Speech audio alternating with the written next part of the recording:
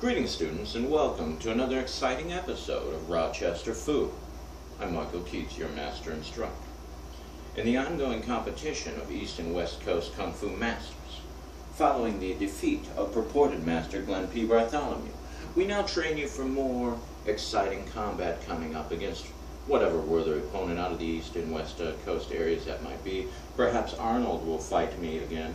I defeated him once in 1984 on the set of Terminator when that was being filmed. He didn't tell anyone because it would have, hurt his movie career. But anyway, back to the training. Here's what we're going to talk about a little bit today.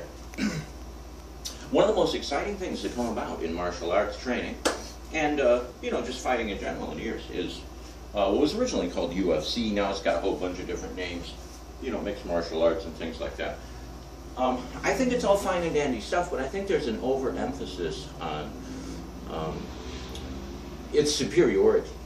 In a way it is superior, but in a way it's not. And I'll explain to you why it's not. And I'll explain to you why this is critical for you to know if you want to actually be able to defend yourself in the street or, in World War III, or, wherever you may find yourself in the next 10 or 20 years. Here's the thing. The MMA techniques are very good. One of the best things I think you're going to learn out of MMA, there's probably three main things. One, always protect yourself. When you watch the top fighters in MMA, when they're going up against another top fighter, you don't generally see guys who swing haymakers and they just kind of leave themselves wide open. Okay? There's a reason for that, because this guy's going to demolish you with one shot. Okay? Now, basically, as they move about, you can see that they keep squared up to the opponent. They keep themselves ready. They may come in and make a couple of moves, but they're not breaking away from protecting themselves to any large degree. And when they do, when they make that one mistake, a lot of times it's capitalized upon. Number two is, the chin is a very vulnerable area. If you were going to practice one thing in life, and you practiced so that you had, perfect accuracy, where you could just leap across and bang, hit someone right in a certain spot, that would be worth it. And especially if you were going to practice combinations.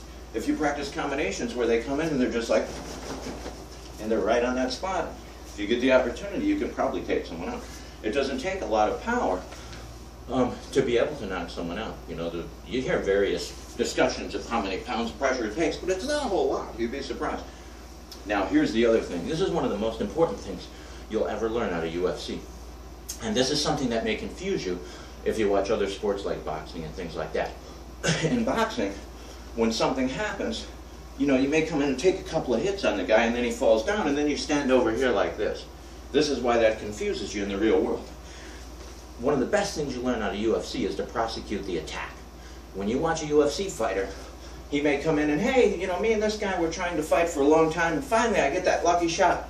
Boom, and the guy falls down.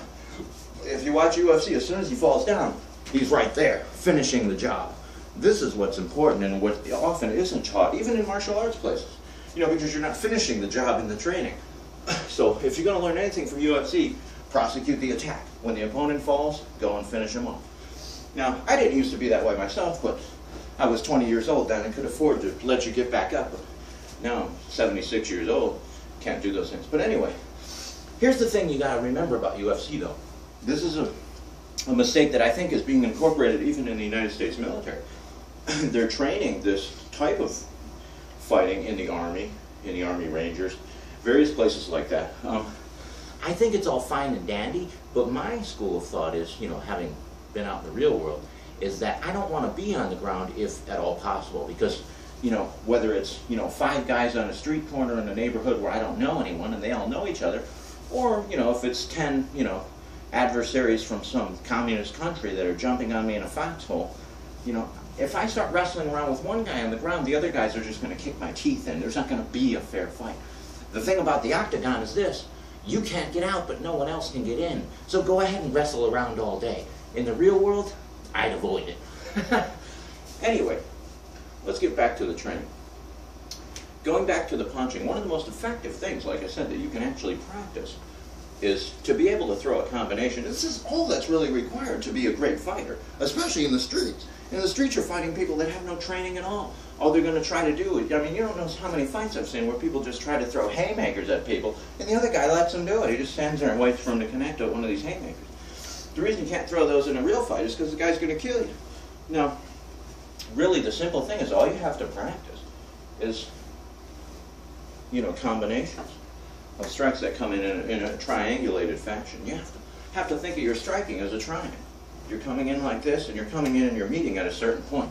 And then you just develop, a speed that, you can do these things pretty quickly. But you see that my punches, when they come in, they're all coming in more or less in the same area. Now that area, presumably, is the opponent's chin. So, he could swing, and I duck, and then if one of those hits, probably not good for him. But remember, I've also got to prosecute the attack. If he falls, and this is where that leaping comes in. If he falls, I got to leap right there and finish the job.